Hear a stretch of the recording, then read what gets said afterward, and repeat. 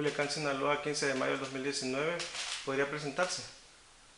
Yo soy Antonio Díaz Fonseca, soy presbítero, sacerdote de aquí de la diócesis de Culiacán y estoy ahorita pues haciendo mi labor presbiteral, mi ministerial en la parroquia del Perpetuo Socorro. ¿Cuándo Aquí. y dónde nació? Yo nací en la ciudad de Colima, el 25 de enero de 1948. Si nos puede platicar sobre su familia, cómo era el ambiente familiar. Pues una familia normal, una familia de, pues de una formación, de una característica donde el, el padre de familia es el proveedor, ¿verdad? Su trabajo era en la construcción. Era una familia modesta. Mis hermanos, los mayores, que fuimos 8 hermanos, 7 varones y una mujer. Mis hermanos, los mayores, desde terminada la primaria, se pusieron a trabajar también para ayudar a la familia. De hecho, pues yo también desde pequeño vendí quesos no para el sostenimiento, en realidad fue para que yo pudiera hacer mis gastos personales, comprar mi ropa, mis zapatos, etcétera. ¿Su primaria y secundaria dónde las hizo? Mi primaria yo la hice en primero y segundo, empecé el segundo año de primaria en Colima, pero luego nos trasladamos a Manzanillo. Entonces en Manzanillo terminé la primaria, el segundo de primaria y todo lo demás. Terminé hasta sexto año y me vine al seminario de Culiacán. ¿Cómo es que decide entrar al seminario? Bueno, esa decisión fue una decisión pues de pronto a los 11 años de edad me salió el sentimiento personal de entrar al seminario. Realmente mis padres en eso ni siquiera intervinieron, porque yo fui el que les informé a ellos que yo decidía entrar al seminario. Pero iba a entrar al seminario de Colima. Yo tenía un tío sacerdote aquí en Culiacán, que era el padre Cuco. Y entonces cuando supo que yo iba a entrar al seminario, él le escribió a mi mamá, que era su hermana, que me viniera yo para Culiacán. Y esa fue la razón por la que yo entré al seminario de Culiacán. ¿Entre qué En años? 1960. En 1960 entré yo al seminario de Culiacán y me ordené en 1972. ¿A qué comunidad lo asignan? Me asignan en la primera comunidad en Tamiapa, Badiraguato, en la parte alta de Badiraguato. Allá estuve 2 años. Ese periodo que estuvo ahí, ¿cómo vivía usted cómo miraba las condiciones de vida de los pobladores? Bueno, es una zona muy marginal en el aspecto del desarrollo, ¿no? Yo creo que es uno de los municipios más abandonados por parte del gobierno del estado, ¿no? Tenía yo 3 comunidades que tenían primaria completa. ¿Cuáles? Tamiapa, San José del Llano y San Javier. Todas las demás comunidades tenían primero, segundo y tercero. Algunos tenían escuela pero no tenían maestro, o en algunos había maestro pero no había escuela. En realidad, hablando en términos reales, la mayoría de la gente era analfabeta. Y pues terminar la primaria no es mucho, ¿verdad? Entonces los que llegaban a estudiar alguna carrera era porque salían a Culiacán o a Guadalajara o a México, ¿no? Pero ya tenían gente más o menos recursos para hacer eso. Entonces estábamos 2 sacerdotes y nuestro ministerio lo ejercíamos como misioneros. Nosotros íbamos de comunidad en comunidad. ¿Quiénes eran nosotros? Estuve con varios padres, estuve con el padre Luis Galván, que ya falleció, con Nicolás Estrada, que también que ya falleció, estuve con Mario Cárdenas, sí, fueron 3 sacerdotes con los que estuve durante 2 años, y luego después me cambiaron a Guasave, al templo de Nuestra Señora del Rosario. Después me trasladaron a Culiacán. Ahí en el Badiraguato, ¿qué otras problemáticas había? Bueno, la problemática que nosotros conocemos, ¿no? Que ya la mayoría de la gente se dedicaba al cultivo y de las drogas, ¿no? Realmente las condiciones de trabajo eran muy precarias y muy difíciles. La gente que sembraba en los cerros, ¿verdad? En las laderas, no podían meter una yunta de bueyes, ¿verdad? O sea, sembraban a punta de barra, a barra hacían los hoyos y luego iban poniendo las semillas. Realmente eran condiciones difíciles, pero la gente trataba de asegurar el sustento, ¿no? Siempre pensaban que lo fundamental era frijol, maíz, para el sustento de la familia, ¿no? O sea, se ayudaban con algunas gallinitas que ya tenían así los huevos asegurados, alguna vaquita, tenían la leche, y ya con tener eso ya tenían asegurado todo. Entonces los sobrantes servían para hacer algunas compras, ¿verdad? Porque tenían que vestir y calzar, pero eso era lo fundamental. O sea, la gente con tener frijol y maíz ya tenían asegurado la comida de todo el año, ¿no? Entonces por eso trataban de asegurar esas siembras. Después pues se auxiliaron de la siembra de las drogas, ¿no? En el tiempo que yo estuve no era tan marcada la problemática allá, porque la gente todavía no consumía las drogas ahí. Ahora ya es otra cosa.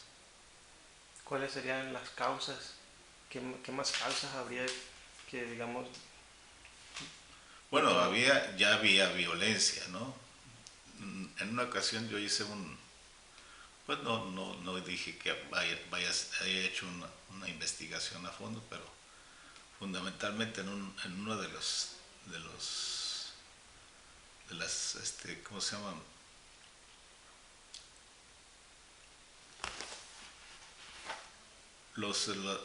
Las comunidades, cuando estuve ya en San Javier, le pedí yo al juez del registro civil que me prestara algunos libros para verlos. Y entonces vi en las defunciones, en la sindicatura de San Javier, en 1973 habían sido 41 defunciones, pero de esas 41 defunciones, 21 eran por homicidio. O sea, ya se veía pues una característica de que la violencia estaba presente allá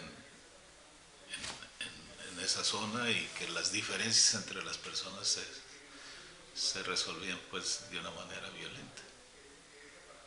Eso me hizo a mí pensar, o sea, esto va a irse hacia otros lados, ¿verdad? La gente de pronto decía, la gente violenta es la gente de la sierra. Después bajó a Culiacán, ¿verdad? En Tierra Blanca, decía, no, pues es en Tierra Blanca. Después ya era toda la ciudad, y después de las ciudades brincó a otras ciudades. O sea, al final de cuentas, nosotros mismos nos hemos ido acostumbrando a un estado violento y pues tratamos nada más nosotros de mantenernos al margen, aunque sabemos que a final de cuentas nos puede llegar en cualquier momento, ¿no? O sea, muchas familias así han sufrido la violencia, ¿verdad? Pensando que se van a librar de la violencia nomás con no intervenir. Pero si no intervenimos, pues esto va subiendo. En el 1999, cuando a mí me trasladan a Mochis, cuando hablaban de violencia en Mochis, decían, no, la violencia está allá en Culiacán, nosotros aquí estamos tranquilos. Cuando llegó el 2008, 2010, que se fue toda la violencia fuerte hacia el norte, yo le decía, bueno, no se pone uno los zapatos, ¿verdad? Y entonces nos llegan las cosas. O sea, yo pienso que muchos problemas se pueden enfrentar a tiempo, pero muchas veces somos una sociedad omisa. Yo siempre he pensado que los males que nosotros tenemos no es por los malos. O sea, los malos son gente realmente violenta, injusta, etcétera, pero son pocos. La mayoría somos los omisos, los que no hacemos nada por cambiar la situación, ¿no? Y eso nos afecta a todos. El caso de los desplazados, ¿en qué momento se da? Esto es, esto es reciente. O sea, la gente siempre ha migrado.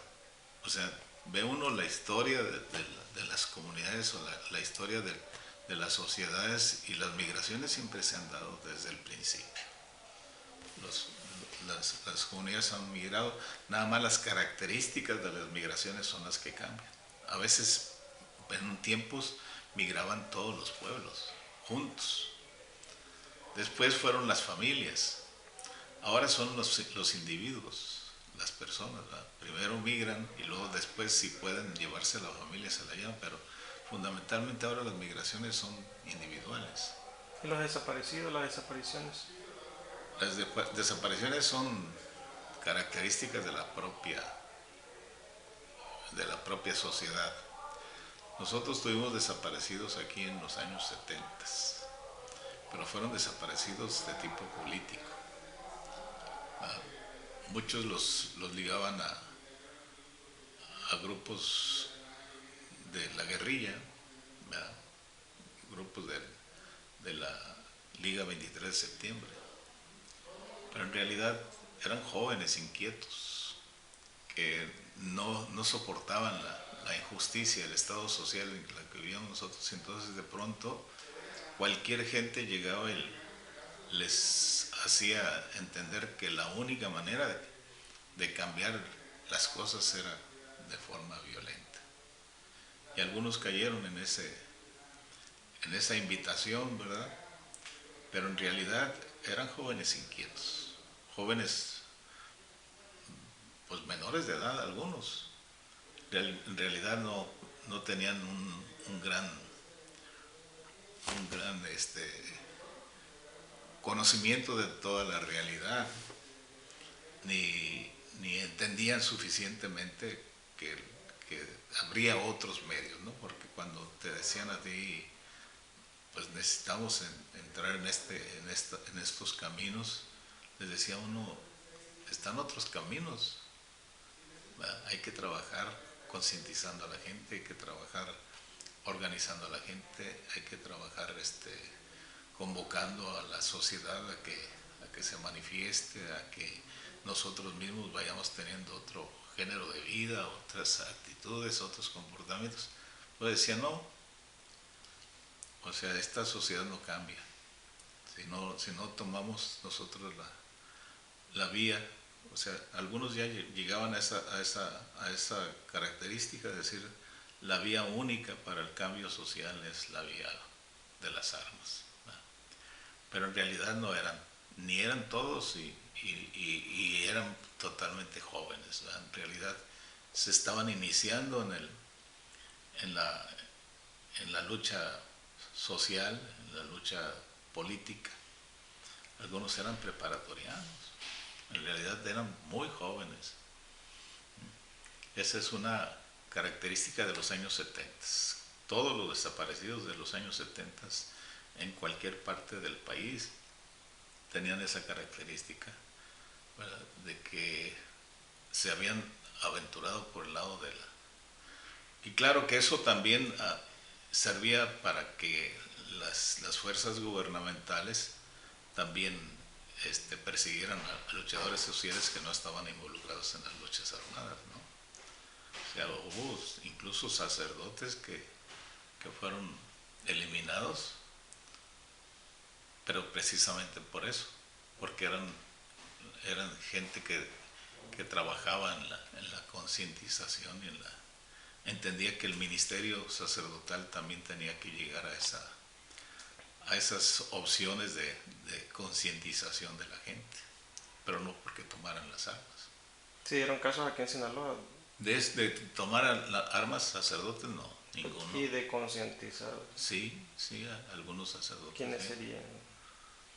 Pues no, o sea, cada quien lo va haciendo conforme trabaja en su comunidad y con las gentes con las que ellos se desarrollan, ¿verdad? Así, pues yo te puedo hablar en términos generales, pero no te puedo hablar de características particulares. ¿En qué momento deja de ser desapariciones por cuestiones políticas?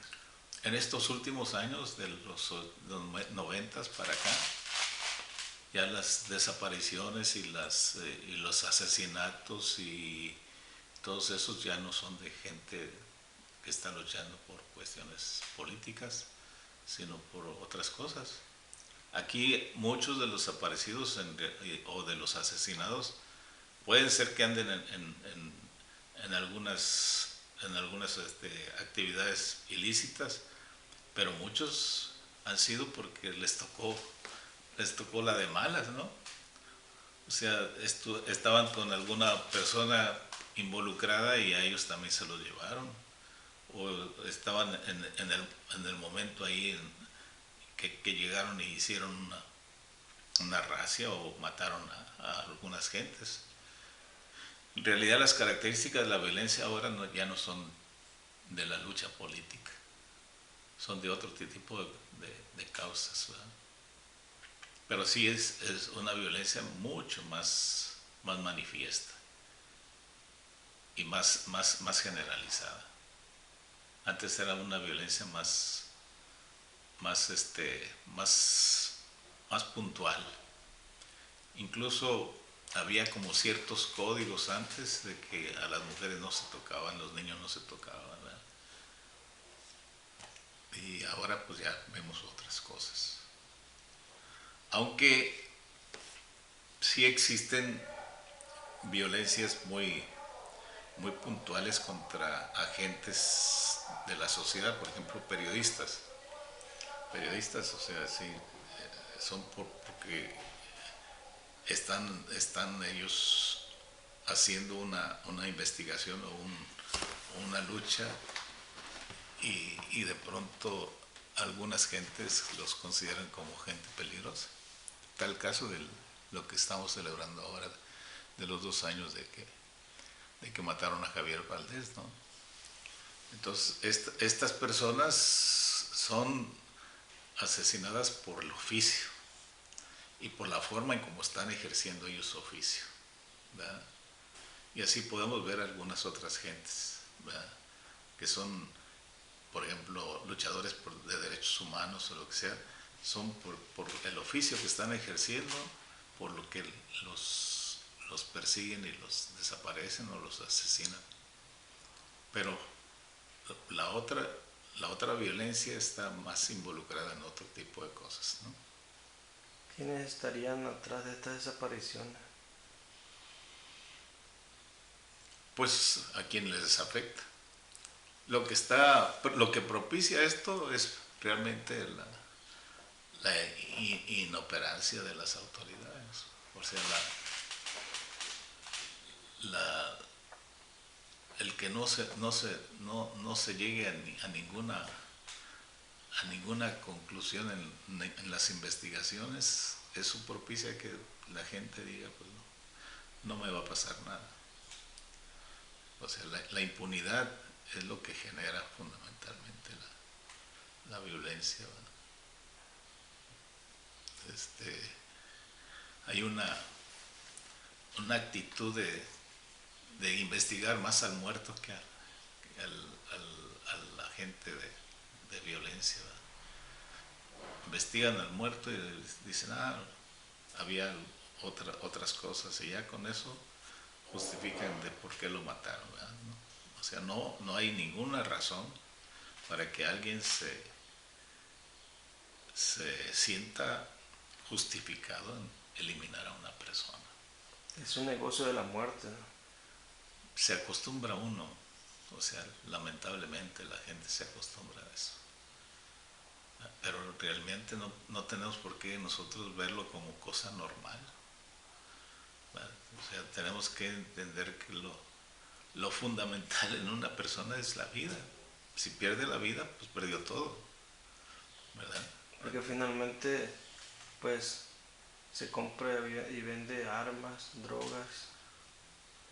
Pero es parte paz del mismo sistema político económico en el que nosotros vivimos, porque las armas nosotros no las, o sea, aquí el país no las fabrica, entonces tiene que ir a donde las fabrica, ¿verdad? Y los fabricantes no pueden decir nosotros no tenemos nada que ver con eso. O sea, a final de cuentas lo que estás fabricando lo estás fabricando para venderlo, ¿verdad? Si no pudieras venderlo, o si no fuera lícito que lo vendieras, pues entonces nadie se dedicara a ese negocio. Entonces hay países que viven del tráfico de armas, que viven del tráfico de drogas, que viven de otras cosas, ¿verdad? Entonces, pues necesitamos, por eso yo siempre he pensado que nosotros como sociedad necesitamos enfrentar los propios problemas que nosotros tenemos. ¿En alguna ocasión hizo usted alguna celebración por los familiares de los desaparecidos? Yo siempre acompañé a las madres con hijos desaparecidos desde los años 78 en adelante. ¿Por qué? ¿Cómo es que las acompaña? Pues yo estaba en algunas marchas, en algunos plantones, sobre todo en reuniones de ellos, para estar compartiendo sus necesidades, sus sentimientos, ¿verdad? Sus dolores, etcétera, sus dificultades por la lucha y dificultades también en sus relaciones familiares, ¿verdad? Porque a veces tenían también dificultades internas. Entonces, yo sí estuve apoyándolas durante el tiempo en que ellas estuvieron muy presentes en la sociedad. ¿Qué periodo sería eso? Del 78 al 90 y tantos. ¿En qué momento decidió usted abordarlas o cómo fue que se acercó? No, me saqué yo a donde ellas estaban manifestándose, me presenté, empecé a convivir con ellas y luego ya después semanalmente acudí a sus reuniones. Cuando dice en la lucha de ellas, ¿a qué se refiere? Ellas luchaban pues buscando a sus familiares, acudiendo a las instancias gubernamentales, exigiendo que los presentaran. Buscaban información, sabían de muchos muchachos que tenían testimonios de quienes los habían secuestrado y algunos dónde estaban o dónde estuvieron, ¿verdad? Sabían, por ejemplo, de lugares muy precisos como el campo militar número 1, en donde se supo que había ahí muchachos que estaban desaparecidos, porque había testimonios de algunos que habían salido que decían yo vi a fulano de tal ahí. O sea, muchachos que después de 2 o 3 años de desaparecidos los habían visto en esos lugares de reclusión. ¿Qué tipo de traumas le ha tocado saber que han vivido las madres o los padres? Oh, muchos. O sea, las madres con hijos desaparecidos de aquí de de México, pues también o sea, se conocieron primero la gente aquí luchando, ¿no? O sea, se encontraban en las mismas instancias gubernamentales en donde tenían que ir a encontrarse, donde tenían que andar buscando a sus familiares, y ahí iban viendo que había otras personas que tenían la misma problemática. Entonces empezaron a formar. Así formaron el grupo Eureka, que eran la unión de todas las madres de México, ¿no? Después ellas también tuvieron la relación con otros países, porque también en otros países se tenía la misma práctica, en algunos con condiciones todavía mucho más de mayor magnitud, como Argentina, como Guatemala, como Chile, ¿no? En donde había miles de desaparecidos. Entonces conocías también experiencias de otros países, por ejemplo, de lo que estaba sucediendo en El Salvador o en Nicaragua. En la misma España también. En España, sí, claro, o sea, pero, o sea, como te digo, son tiempos. En España la lucha más dura era contra la dictadura de Franco, pero cuando ya sale Franco, pues la lucha ya no es tanto contra el gobierno. Cuando, cuando la lucha se está dando aquí ya no es como en España, ¿no? Aquí pues conocimos toda la experiencia de toda América Latina y te quería platicar de una experiencia que se me quedó a mí muy grabada, de una señora de El Salvador, cuando estaba la lucha, la guerra civil en El Salvador. Hubo una etapa después de la muerte de Monseñor Romero y de unas monjas, de unos dirigentes del FDR ahí en el Salvador, que hizo que la manifestación abierta de la población no se pudiera hacer. Entonces fue cuando creció la lucha armada, los años 80, 86, 87.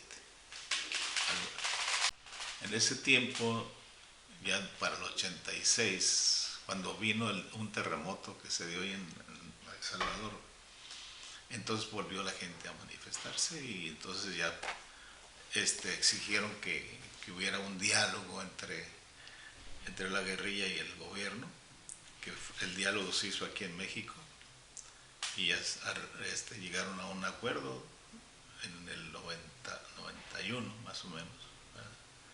Pero en aquella etapa de los años 80, una señora nos platicó a nosotros la experiencia. Estábamos en un encuentro y ella dice, me habían desaparecido a 3 de mis hijos, ¿verdad? Y un día me tomaron a mí, yo estaba embarazada, dice, los soldados me abrieron el estómago, me sacaron el niño y me dejaron ahí desangrándome como que yo hubiera estado muerta, dice, pero a final de cuentas pues sobreviví. Dice, y desde entonces he estado yo luchando junto con todos los familiares por ir trabajando porque la desaparición ya no se dé en nuestro país. Pero también tengo a todos los hijos más pequeños, ¿verdad? Y entonces me acuerdo yo que algunos de los compañeros habían organizado una reunioncita para convivir y se pusieron ahí a bailar. Entonces uno de ellos invitaba a la señora a bailar. Dice, ahorita mi pueblo está en lucha, mi gente está sufriendo, yo no me puedo dar el lujo de estar aquí haciendo celebraciones. Yo voy a celebrar cuando mi pueblo se libere. Entonces son esas experiencias que se te quedan grabadas, a decir, realmente esta gente tiene una gran conciencia de lo que implica una lucha popular, ¿verdad? No es la lucha individual, nada más por sus hijos, sino la lucha por todos los hijos de toda la gente, de toda la población. Entonces, de ese tipo de experiencias son las que tú vas viviendo cuando realmente acompañas a la gente. Pues, todos los organismos de derechos humanos, todos te pueden platicar experiencias de estas o similares a estas, ¿no? ¿Y en Sinaloa algún caso que recuerda? No, pues yo aquí recuerdo todos los casos de las madres, de doña Chuyita, de doña Consuelo, doña Margarita, de todas las madres, ¿verdad? Cada quien platicaba su propia experiencia. Algunas incluso las, las manipulaban, gente del gobierno decía, váyase para tal parte, ya va a encontrar a su hijo. Incluso a veces hasta que les ayudaban para que hicieran los viajes, pero a final de cuentas venían más decepcionadas. Yo les decía, piensen más, analicen más los acontecimientos porque las están a ustedes desgastando. Esta lucha es desgastante, pero aún así la Unión de Madres con Hijos Desaparecidos a nivel nacional llegaron a rescatar más de 150 desaparecidos.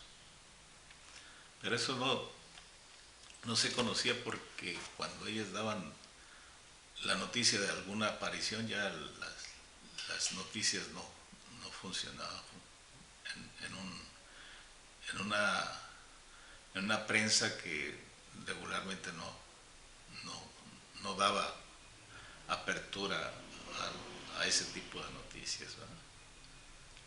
Lamentablemente la prensa aquí, mucha prensa estaba muy controlada o muy vendida. Ahí sí, como usted ha tenido acceso a los testimonios, se los podría de alguna manera clasificar, por ejemplo, desaparecidos por el gobierno, por el narco. No, o sea, de los años 70 eran desaparecidos por el gobierno y por motivos políticos. De los años 90 para acá, o sea, ahí ya clasificar eso ya es más difícil. Ver quién lo hace por el narco, quién lo hace por el gobierno, etcétera, ya es más difícil, ¿verdad? Entonces tendrías que hacer un trabajo más exhaustivo y yo creo que ahorita quienes te pueden dar más de ese tipo de cosas y no a nivel general, porque muchos de ellos te lo van a decir a nivel puntual. O sea, los de allá de Chiapas te van a hablar de la problemática de Chiapas, los del DF te van a hablar de la problemática del DF, los de Guerrero te van a hablar de la problemática de Guerrero, ¿verdad? O sea, de experiencias más directas de la gente. Entonces yo sí no te podría decir estos son del gobierno, estos son del narco, como ahora pues el caso del asesinato de Javier Valdez, ¿verdad? Que toda la tendencia del asesinato lo dan en relación con los narcotraficantes, ¿verdad? Yo no puedo decir que fueron los narcotraficantes o no fueron, pero no descarto que hayan sido también Sí. otras gentes. Sí, como en los 60, 70 que se le echaba la culpa al comunismo, a la izquierda. Bueno, ahí en el caso de que era en la cuestión de la lucha, pero no de la desaparición. Sí. O sea, Yo me refiero al combate que establecían, sí, era contra el comunismo. así Y sí. ahora ese combate con el narcotráfico, igual los caídos siempre dicen, no, pues fue el narco. Pues, pero yo no puedo decir fueron los narcos. Tendría yo que tener más pelos en la mano para poder hacer ese tipo de afirmaciones. Y de hecho muchas veces de eso se trata, pues de crear confusión, desinformación, inclusive, bueno, hay muchas otras cosas. Eh, ¿Y qué hay que hacer? Yo lo que digo es, lo que hay que hacer es despertar a la gente, ¿verdad? Y que uno aprenda realmente a hacerse solidario con la gente. si tiene desaparecidos hay que ser solidarios con quien sea, ¿no? ¿Por qué? Porque al final de cuentas es una persona la que está sufriendo. Si se la desaparecieron los narcos, se la desapareció el gobierno, al final de cuentas está sufriendo su problemática, ¿no? Entonces nosotros no tenemos por qué estar pichicateando nuestra solidaridad, ¿no? Estas mujeres son heroicas, estas rastreadoras. No más que esta lucha sí es diferente a la de los años 70, porque allá en los años 70 era muy clara, las señoras decían, vivos se los llevaron y vivos los queremos. O sea, no andamos buscando muertos, andamos buscando vivos. Ahora sí, las pobres señoras andan buscando dónde están los cuerpos, dónde están las fosas comunes. Porque ahora los desaparecen, pues, los cadáveres. No, antes también. O sea, no sabes tú si están vivos o están muertos, pero a final de cuentas, mientras no sepas, los sigues buscando vivos, ¿verdad?